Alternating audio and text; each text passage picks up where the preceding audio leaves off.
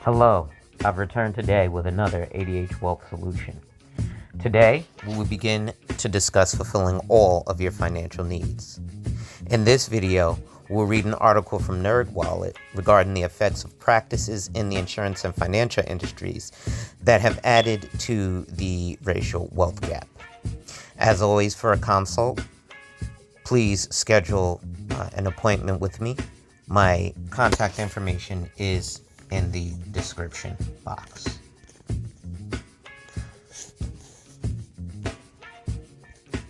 Discriminatory practices leave Black Americans with less life insurance. A February 8th, 2021 article by Georgia Rose from NerdWallet. Years of discrimination had led to a life insurance coverage gap between Black and white Americans. The relationship between life insurance and the African American community is complex.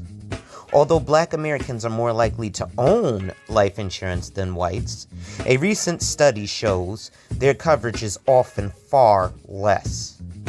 The sizable coverage gap between Black and white Americans has many causes, experts say, including the way life insurance was sold in the Black community and how discriminatory practices have impeded access to coverage.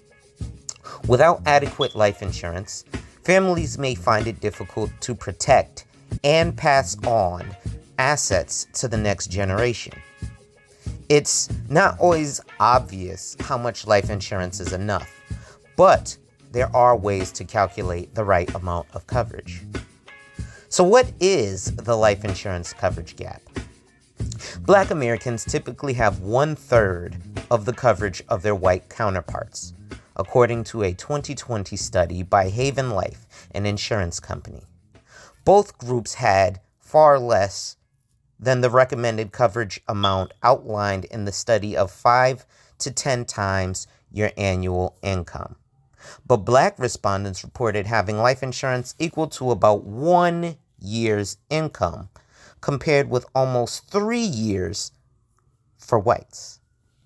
Having the right amount of life insurance can help beneficiaries cover costs like living expenses or debts. And given the COVID-19 pandemic, this safety net perhaps feels all the more necessary. But historically, life insurance was often sold to African Americans as burial insurance, smaller, cheaper policies that cover the bare minimum. Those door-to-door salesmen weren't always truthful with them, says Jessica Smith, an insurance agent in Marietta, Georgia, and clients were told about other options, like go invest or get real estate, it's faster. Causes behind the coverage gap.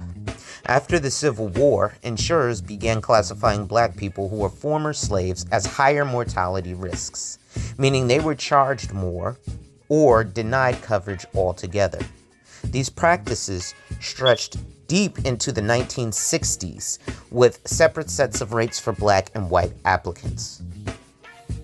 Some states banned race-based underwriting, but many insurers simply took their business elsewhere, reducing access to coverage and segregating the industry. For a long time, Black people were excluded from the conversation of just protecting their assets and protecting their loved ones, says Malcolm Etheridge, Executive Vice President and Financial Advisor with CIC Wealth Management. Insurance companies would also find creative ways to not pay claims, Etheridge adds. So then there became this level of mistrust between the Black community and the insurance world. Years of discriminatory policies also reduced access to medical care, housing, and education for many Americans. And all of these things factor into the cost of life insurance.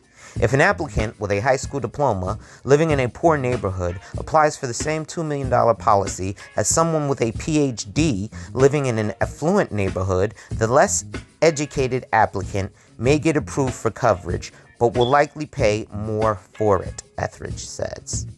If premiums are too expensive, coverage becomes inaccessible. Wealth may be harder to pass down, and the situation compounds.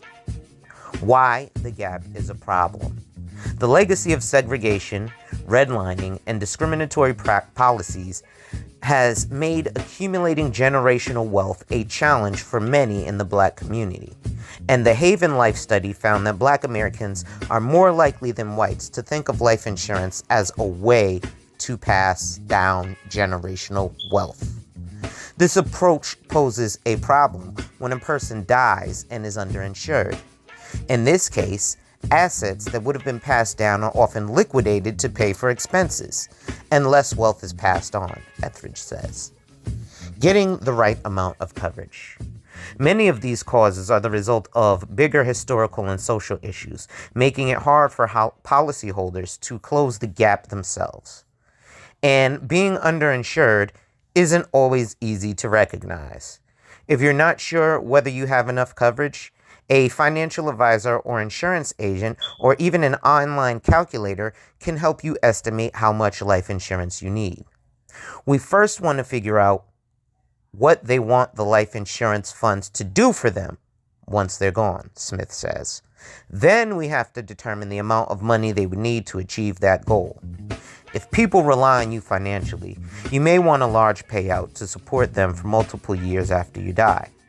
Alternatively, if you don't have any financial obligations or dependents, you may not need coverage at all. In general, term life is sufficient for most families.